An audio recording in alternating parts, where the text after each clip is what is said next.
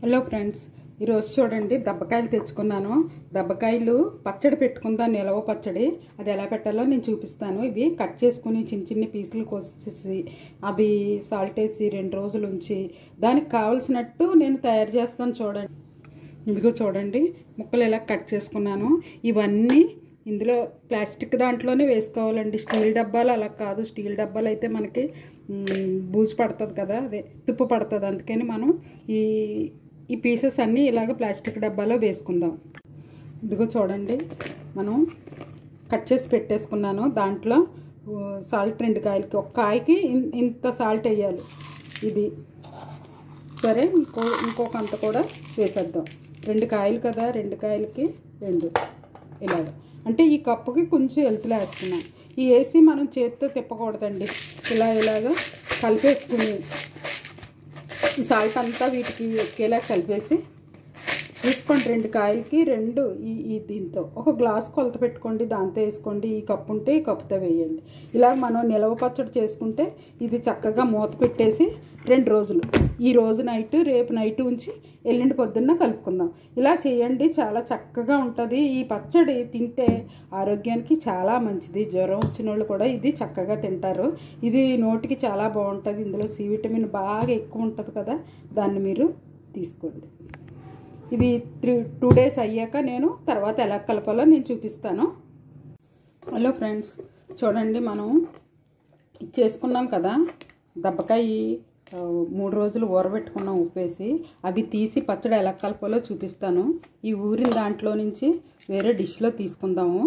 ఇలా వేరే డిష్లో తీసుకుంటే అడుగున ఏమి నలకలున్నా పోతాయి అన్నమాట. చూడండి, పీసెస్ అన్నీ వేసుకున్నాను. అలాగే జ్యూస్ కూడా వేసేస్తున్నాను. అడుగును కొంచెం సాల్ట్ ఉండిపోయింది, అది ఉంచేద్దామండి. ఎందుకంటే ఏమన్నా మట్టి ఉన్నా ఏమన్నా పోతుంది.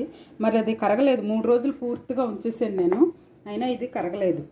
దాంట్లో మనం ఇప్పుడు నేను కొలతలు చూపిస్తాను. ఈ ఎల్త్లో నేను సాల్ట్ వేసాను కదండి, అలాగే ఈ ఎల్త్లోనే 2 కప్పులు కారం వేసేస్తున్నాను, పచ్చికారం. ఇది కూడా వేసేస్తున్నాను, 2 కప్పులు అన్నమాట అది. అలాగే ఇప్పుడు మనం ఇగో మెంతులు, వెల్లుల్లి, మెంతులు వేయించి పౌడర్ చేస్తాను. చూడండి, మెంతులు కూడా వేయించేసుకున్నాను. ఇది పౌడర్ చేస్తాను. చూడండి, మనకు మెంతులు చల్లారే లోపల పోపు వేసేసుకుందాము. పోపుకు కావాల్సినవి పెట్టుకున్నాను.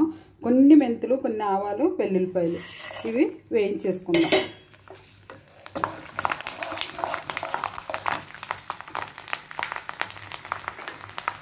దాంట్లో ఒక 4 ఎండుమిర్చి కూడా వేసేసుకుందాం.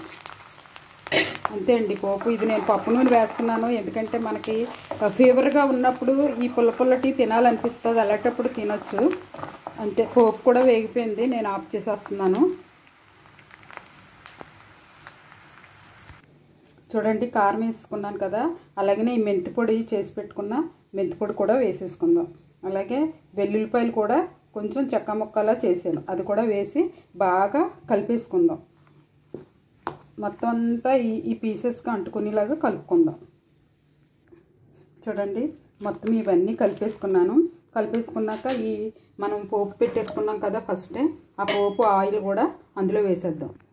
ఇదిగోండి, పోపు అంతా వేసేసుకున్నాను. ఇది చక్కగా కలిపేసుకుందాం.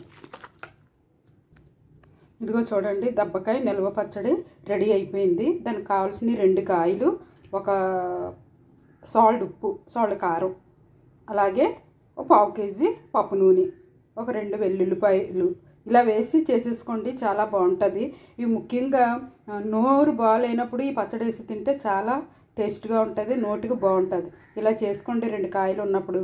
ఓకేనండి, మరొకటి ఇస్తూ మళ్ళీ కలుసుకుందాం. దీన్ని share and subscribe. Okay, bye.